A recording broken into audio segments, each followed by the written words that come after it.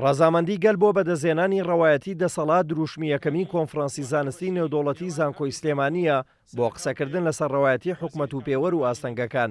لە کۆنفرەنسەکەدا جگە لە هەرێمی کوردستان هەرێک لە وڵاتانی مەسر و عێراق و لوبنان و ویلایەتە یەکگرتووەکانی ئەمریکا بە توێژینەوەی زانستی بەشداریان کردووە.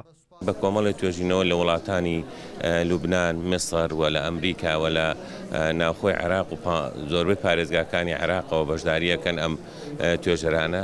لەم کۆنفرانسەدا گەنە کۆمەڵی خاڵوە ئینشاڵڵا ئەو خاڵانە تەقدیم بە حکومەتی هەرێمەکرێ بۆ ئیشکردن لەسەری و بۆ ڕای گشتی و بۆ هۆشارکردنەوەی تاشی کوردی لەسەر ئەو هۆکارەکانی بەرەو پێشچوونی حکومەت و حکومەتی شەرعی.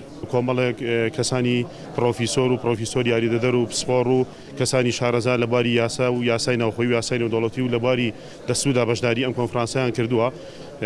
هەندێکمان لەسەر ئاسی هەرێمی کوردستانن توێژەرەکانمان، هەندێکی ترمان لەسەر ئاسی عێراق بەشداریان کردووە، هەندێکی ترمان لە وڵاتی میسر بەشداری کردووە، هەندێکی ترمان لە وڵاتی لوبنان بەشداریان کردووە. سەرەڕای ئەوەی کە میوانداری و توێژینەوەمان ئاڕاستەی توێژەر کردووە لە ویلایەتە یەکگرتووەکانی ئەمریکا.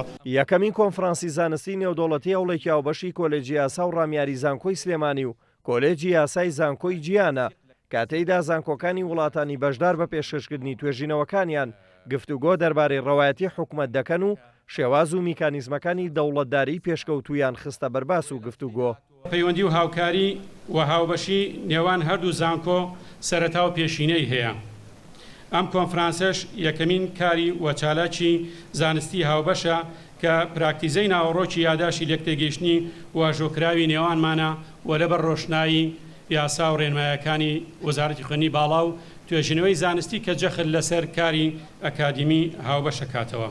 زانکۆیەکان جێگای دروستکردنی مەشاریعی پرۆژەی یاسان، زانکۆیەکان توێژینەوەی زانستی لە زانکۆیەکان مەڵبەندی پێشکەوتنی وڵاتە.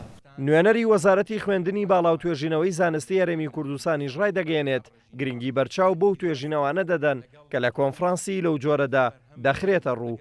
هیوادارین کە بتوانین ئێمە لە ڕێگەی ئەم جۆرە چالاکیەوە دیبەیتی حەقیقی دروستکەین لەناو ئەم کۆمەڵگای ئێمە. دیبەیتەکانمان و توێژینەوەکانمان کاریگەریان هەبێت لەسەر دروستکردن و وێناکردنی سیاسەتی گشتی لە وڵاتەکەمانە. توێژینەوە بکەینە ئەساسێک بۆ گەشەپێدانی هەمەلانی وڵاتەکەمان. هەفتەی ڕابردوو جەنابی وەزیر پرۆژەی ئەنجومەنی توێژینەوەی زانستی ڕاگەیان کە بریتە لە ئەنجومەنێک کە سیاسەتی گشتی توێژینەوە لە وڵاتەکەماندانێ و تەمویلی دارایی فەند و گرانتی دارایی بۆ توێژینەوەی زانستی دەستەبەرەکە. ئێمە بە خۆشحاڵیەوە ئەم پرۆژەیە کەوتوتە بواری جێبەجێکردنەوە لە هەفتەکانی داهاتوە دەستەکەین بە ڕاگەیاندن بۆ وەرگرتنی ئەو پرۆپۆزەلی ئەو توێژینەوانەی کە ئەدرێسی پرسەکانی هەرێمی کوردستان لە توێژینەوەی زانستی دەکەن. لە یەکەمین کۆنفرانسی زانستی نێودەوڵەتیدا زیاتر لە 15 توێژینەوەی زانستی بە ناونیشانی جیاجیا پێشەشکران. دوجار هەموو توێژینەوانە دەکرێنە ڕاستپاردە و سەرباری ئەوەی لە گۆڤارێکی زانستیدا بڵاو دەکرێنەوە ئاڕاستەی وەزارەتی خوێندنی باڵا و لایەنە پەیوەندیدارەکانی حکومەتی هەرێمی کوردستانیش دەکرێت. دلێر کەمال کورساد نیوز سلێمانی.